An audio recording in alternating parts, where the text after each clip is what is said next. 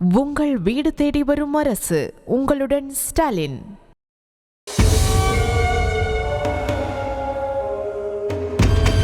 குழந்தை பகல்லையே 12 மணிக்கு நடந்து வர முடியல. பேட் டச் பண்ணிட்டாங்கம்மா, இந்த மாதிரி பண்றாங்கம்மான்னு அப்படி அந்த குழந்தைய சொல்லுது. ஒரு பெத்த தாய்க்கு எப்படி இருக்கும்? பட்ட பகலில் சிறுமியை தூக்கி சென்று மாந்தோப்புக்குள் வைத்து சீரழித்தவனை சிசிடிவி காட்சிகள் காட்டி கொடுத்தும் 8 நாட்களாக கண்டுபிடிக்க முடியாமல் காவல்துறை திணறி வருவது கடும் விமர்சனத்திற்குள்ளாகி வருகிறது.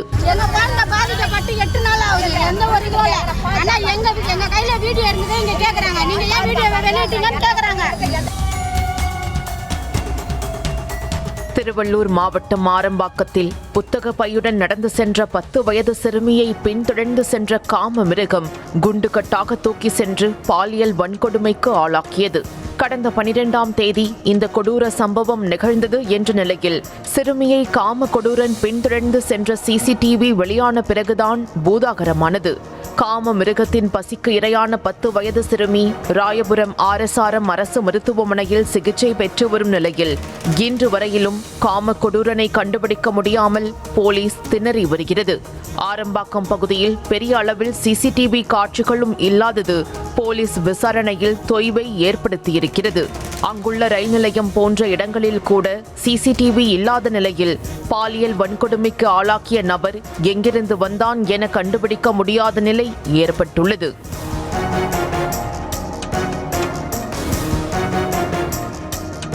சம்பவம் நடந்த இடம் வழக்கமாகவே ஆள் அரவமற்றுதான் இருக்கும் என்ற நிலையில் தனக்கு நடந்த கொடுமையை குடும்பத்தினரிடம் சொல்லி அழைத்து வருவதற்குள் கொடூர மனம் படைத்த அந்த காம மிருகம் தப்பி ஓடிவிட்டது.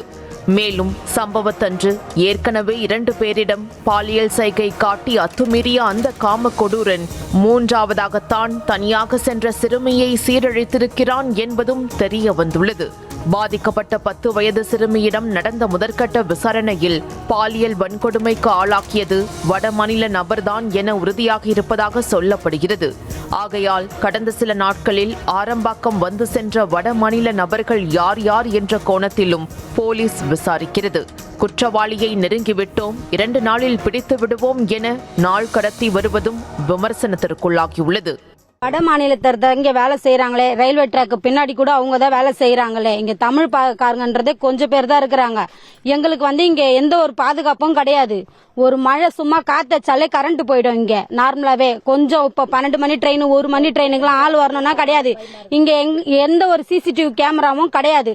அதிகபட்சம் என்னன்னு தெரியல, அந்த ஒரு கடையில மட்டும் வச்சிருக்கோம். அந்த ப்ரூஃப் கிடைச்சிருக்கு. அது கூட அந்த போலீஸ்கார என்ன சொல்றாங்க, எதுக்கு வச்சிருக்கீங்க, டெலீட் பண்ணுங்க நீங்கன்னு சொல்றாங்க. எங்களுக்கு ப்ரூஃபே அதுதான், நாங்க எதுக்கு டெலீட் பண்ணோம் நாங்க கேக்குறோம். எங்க குழந்தை பகல்லையே 12 மணிக்கு நடந்து வர முடியல. இத்தனைக்கும் எங்க ஊரு எங்க ஏரியால இன்னும் ஒரு 2 நிமிஷம் நடந்திருந்தா வீட்டுக்கு போயிருக்கலாம். அந்த பாப்பா போக முடியல. எதனால ஏன் இந்த மாதிரி இருக்குன்னா எங்களுடைய பதிலே. குழந்தைக்கு என்ன தீர்வு, என்ன நீதியோ அது சொல்லணும்.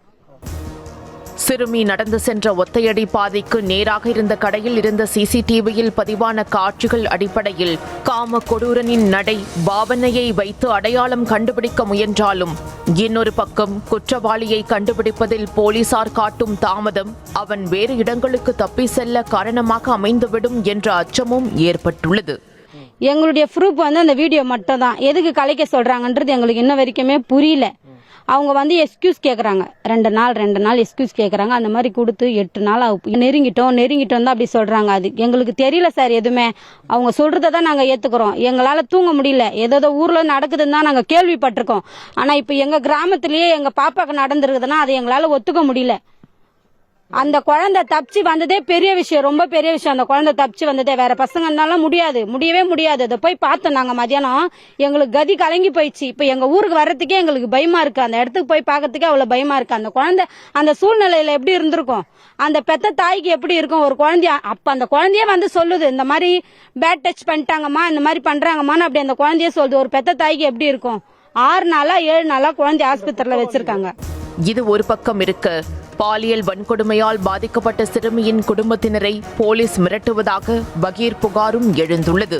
மருத்துவமனையில் சிகிச்சையில் இருக்கும் சிறுமியையும் அவரது குடும்பத்தினரையும் ஷிப்ட் கணக்கில் போலீஸ் கண்காணித்து வருகிறதாம். பாதுகாப்பு பணி என்ற பெயரில் மகளிர் போலீஸை போட்டு கட்டுப்பாட்டுக்குள் வைத்திருப்பதோடு ஏதாவது பொருட்கள் வாங்க வேண்டும் என்றால் கூட வெளியே விடுவதில்லை என கூறப்படுகிறது. 7 நாளா அவங்க இதா இருக்காங்க, மாத்தி மாத்தி டியூட்டி பாத்துருக்காங்க. அவங்க வந்து ரொம்ப ப்ரெஷர் பண்ணிருக்காங்க, திட்டிருக்காங்க என் wife எல்லாம். இங்க வந்து நீங்க எதுவுமே பண்ணக்கூடாது, எதனால நீங்க வெளியே போறீங்க, யார் சொன்னது, நீங்க இங்கதான் இருக்கணும்ட்டு அவங்க ரொம்ப சத்தம் போட்டிருக்காங்க. அவங்க அதனால எனக்கு போன் போட்டு யாருமே இது மேல அனுப்பாத, பாப்பா பயப்படுது, அவங்க திட்டுறதுனால பாப்பா பயப்படுது. இல்ல இப்ப இங்க பாதுகாப்பு பணியில இருக்கிற போலீஸ் ராயபுரம் போலீஸா இல்ல அங்கிருந்து அனுப்பப்பட்ட போலீஸ்? உங்க வந்து டிஐஜி மேல அமைச்சிருக்காங்க 2 பேர் உமன் போலீஸ். பாலியல் வன்கொடுமை நிகழ்ந்து 8 நாட்கள் ஆகும் நிலையில் வக்கிர புத்தி கொண்ட அந்த கொடூரனை பிடிப்பதில் போலீஸ் மெத்தனம் காட்டி வருவதாக 2 நாட்களுக்கு முன்பு சிறுமியின் தாயார் பேட்டியளித்த நிலையில் போலீஸ் மீது குற்றம் சாட்டியதற்காக கிட்டத்தட்ட வீட்டு காவல் போல வெளியில் செல்ல விடாமல் யார் கூடவும் பேச விடாத அளவுக்கு காக்கி சட்டைகள் பாதிக்கப்பட்ட குடும்பத்தை கண்காணித்து வருவதாக கூறப்படுகிறது. அதனால நான் எதனால நீ கொடுத்த பேட்டி கொடுத்தேன்னு அவங்கள சொல்லி இனிமேல் நீ வெளியே போவாங்க. அந்த குழந்தை பயப்படுது, குழந்தை வந்து மனம் பாதிக்கப்படக்கூடாது, குழந்தை தெளிவா இருக்கணும், அவனை பிடிக்கிறாரு, பாப்பா தெளிவா இருக்கணும். இவன் தான் வேற ஒருத்தன யாருன்னா புச்சை வந்து காமிச்சிட்டா கூட பாப்பா தான் அடையாளம் தெரியும், பாப்பா தான் சொல்லணும். ஆமா, அதனால பாப்பா கொஞ்சம் ஃப்ரீயா வச்சுக்கோமா, அவங்களை திட்டி நான் விட்டுருக்கேன், வெளியே வரமாட்டாங்க சார் அவங்க. மேலும் பாதிக்கப்பட்ட சிறுமியின் கிராமத்தில் சுமார் 60 குடும்பங்கள் வசித்து வரும் நிலையில் அவர்கள் அனைவரும் அந்த மாந்தோப்பு நடுவே இருக்கும் ஒத்தையடி பாதையில்தான் செல்ல வேண்டும். ஆனால் அந்த வழியில் ஒரு சிசிடிவி கேமரா கூட இல்லை. இரவு நேரங்களில் அடிக்கடி மின்வெட்டு ஏற்படும் என்ற நிலையில் அந்த வழியை கடந்து செல்வதே பெரும் போராட்டம் என வேதனையை கொட்டுகின்றனர் அந்த மக்கள். லேசாக தூறல் மழை விழுந்தாலே மின்சாரம் துண்டிக்கப்படும் என்ற கிராம மக்கள் சொந்த ஊரிலேயே நிம்மதி இழந்து பயத்திலேயே இருப்பதாக ஆதங்கத்தை கொட்டினர். முன்பை விட தற்போது கிராமப்புறங்களை குறிவைத்து அதிகளவில் குற்றம் நடந்து வரும் நிலையில் போலீசார் கண்காணிப்பை தீவிரப்படுத்த வேண்டும் என்ற கோரிக்கை எழுந்துள்ளது.